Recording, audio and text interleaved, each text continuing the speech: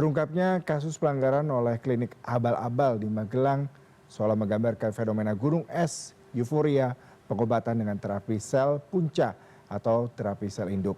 Tingginya minat masyarakat mencari kesembuhan membuat klinik yang mengaku melayani pengobatan dengan terapi sel punca dan turunannya berkembang di banyak tempat. Padahal proses produksi hingga standarisasi terapi sel punca tergolong rumit dan diawasi ketat. Sadarkah kita usaha manusia untuk mempertahankan hidupnya melalui jalur pengobatan sudah sama tuanya dengan usia kehidupan manusia itu sendiri. Mulai dari ramuan jejamuan Nusantara, Sinse Tiongkok, Ayurveda India hingga pengobatan barat yang kini menjadi kiblat medis dunia adalah upaya manusia untuk melawan maut dan bertahan hidup. Namun yang menarik, perkembangan medis terkini justru menemukan bahwa rahasia kehidupan abadi itu justru terletak pada tahap awal kehidupan manusia sendiri. Mereka menyebutnya sebagai stem cell atau sel punca.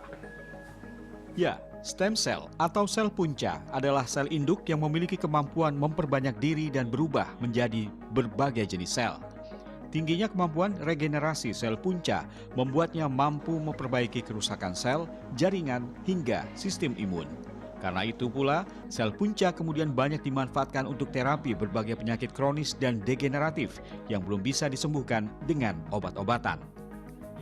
Penelitian dan pengembangan pemanfaatan sel punca dan rekayasa jaringan ini pula yang sudah sejak tahun 1990 dirintis di RSUD Dr. Sutomo, Surabaya.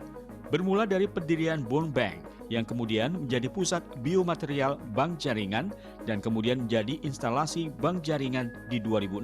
Selama hampir 4 dasawarsa berjalan, instalasi stem cells dan bank jaringan ini menjadi satu dari 3 bank jaringan resmi di Indonesia selain di Jakarta dan Padang. Instalasi ini melayani screening, pengadaan, pengolahan, penyimpanan, hingga distribusi sediaan sel punca dan rekayasa jaringan tubuh manusia untuk keperluan terapi medis. Salah satu yang merasakan manfaat produk instalasi stem cell dan bank jaringan RSUD Dr. Sutomo adalah Binafsih. Di tahun 2019, perawat polirehabilitasi jantung Pusat Pelayanan Jantung Terpadu RSUD Dr. Sutomo ini menjalani operasi perbaikan syaraf supraspinatus lengan kiri dengan memanfaatkan teknologi rekayasa jaringan membran amnion dan sel punca mesenkimal. Kini, di usia menginjak 54 tahun, Binafsih sudah bisa beraktivitas normal, termasuk saat melayani pasien di unitnya bekerja.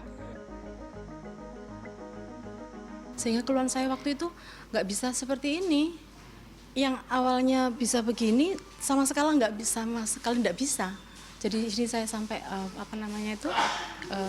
luka gitu ya. Nah saat itu akhirnya begitu ketahuan, terus sudah direncanakan operasi. Nah saat itu ketemu sama Dr. Heri Suroto dan saya diberitahu kalau berkenan tidak dipasang dengan alat bank jaringan. Dr. Heri Suroto, Kepala Instalasi Stem Cells dan Bank Jaringan RSUD Dr. Sutomo mengakui meski proses produksinya sangat kompleks, minat pemanfaatan terapi sel punca dan rekayasa jaringan dari tahun ke tahun memang terus meningkat. Terlebih untuk kasus perbaikan dan trauma penyakit terkait muskuloskeletal atau di bidang ortopedi. Pada saat kita bandingkan antara pasien yang tidak dilakukan tambah stem cell amnion membran dengan yang ditambah, maka ada percepatan dari regenerasi saraf dan ada penguatan daripada kekuatan ototnya.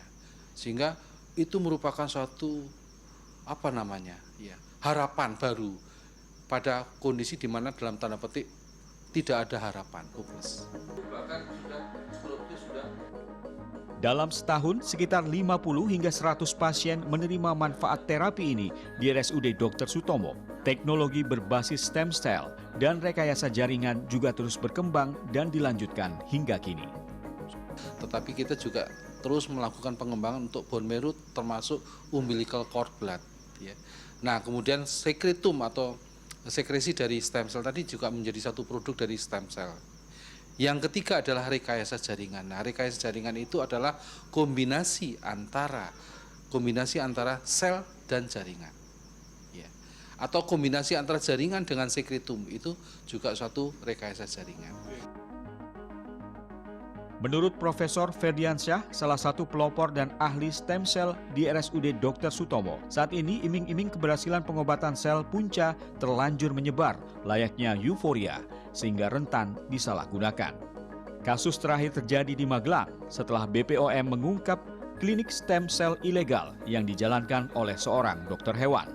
Padahal sejauh ini Kementerian Kesehatan baru mengizinkan terapi sel punca digunakan untuk 15 standar terapi penyakit terkait ortopedi.